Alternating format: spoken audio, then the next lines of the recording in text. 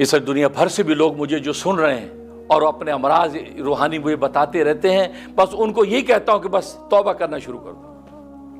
توبہ کرنا آپ کا کام ہے۔ یہ نہ سوچے جی میں تو بڑی توبہ کی، کچھ بھی نہیں ہو، کچھ نہ ہو،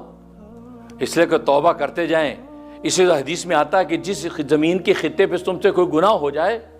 اسی جگہ بیٹھے بیٹھے کوئی نیکی بھی کر کے اٹھا کرو، اس لیے کہ یہ زمین کا خطہ کل روز قیامت میں جب تمہارے خلاف گواہی دے گا تو ساتھ ہی تمہارے حق میں بھی گواہی دے گا۔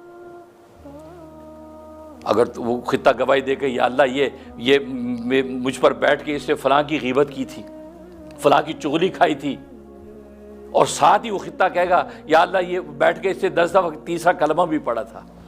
اسے 4 دفعہ لا الہ الا اللہ محمد رسول اللہ کا کلمہ بھی پڑھا تھا، 3 دفعہ دروشی بھی پڑھا تھا، لہذا جب جس جگہ پر گناہ ہو جائے اسی جگہ پر فوراً کوئی نیکی چھوٹی سی کر لو، کوئی ذکر کر لو، کوئی نیکی کر لو، خیر کی بات کہہ دو، اس لیے کہ وہ خطہ گواہی جب دے گا تو دونوں ایک دوسرے سے کراس ہو جائیں گے، اللہ جو ہے اس نیکی سے اس گناہ کو مٹا دیں گے۔ کتنا آسان نسخہ ہے، لیکن ہمیں چونکہ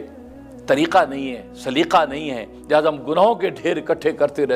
رہتے ہیں، سوچتے یاد نہیں کل توبہ کریں گے، یار ابھی توبہ کر لی، یہ نہ ہو کہ گناہ ہی نہ کر پائیں۔ بہت سے نائک یہ سوچ کے توبہ نہیں کر دیا، توبہ کر لی یار یہ نہ ہو پھر گناہ ہی نہ ہو سکے۔ نہیں بھائی، یہ گناہ نہ ہو سکے یہ تو ہمارا مطمع زندگی ہے، یہ تو ہم چاہتے ہیں کہ گناہ نہ ہو بھائی، لیکن گناہ نہ ہونا پھر ایسا ہوگا کہ تمہیں گناہ نہ کرنے میں وہ مزہ آئے گا جو گناہ کرنے میں نہیں آتا۔ گناہ نہ ہونے میں تمہیں کوئی تکلیف و کلفت نہیں ہوگی، پھر تو تم جومو گے، لطف آئے گا تمہیں کہ میں گناہ سے بچ گیا، سبحان اللہ۔ کوئی نیکی کرو گے تو اس نیکی کا ایسا لطف محسوس کرو گے کہ واہ واہ سبحان اللہ، یہ تسکین قلب اللہ عطا کریں گے، یہ ایسا مزہ تمہیں آئے گا اس گناہ کے چھوٹنے میں جیسے چٹنی روٹی کھانے کا آتا ہے۔ چٹنی روٹی کھاتے تو سی ہوتا ہے نا، سی لگ رہی، مرچیں لگ رہی ہیں، لسی کا گھونٹ بھی پی رہا ہے،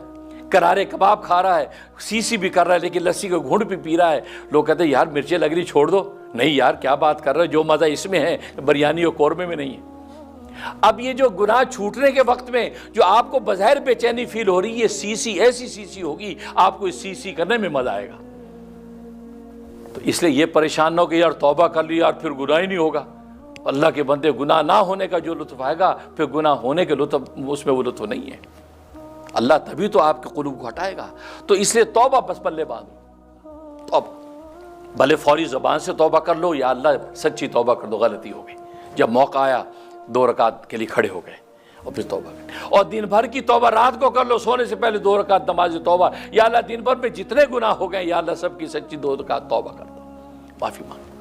توبہ کرتے چلے جاؤ گے، اللہ تبارک و تعالی دلوں کو ایسا پاک کر دیں گے تو پھر دوبارہ گناہوں کی طرف انسان کا رجحان نہیں ہوگا۔ اور یہی تو مطلوب ہے کہ انسان ایسا پاک ہو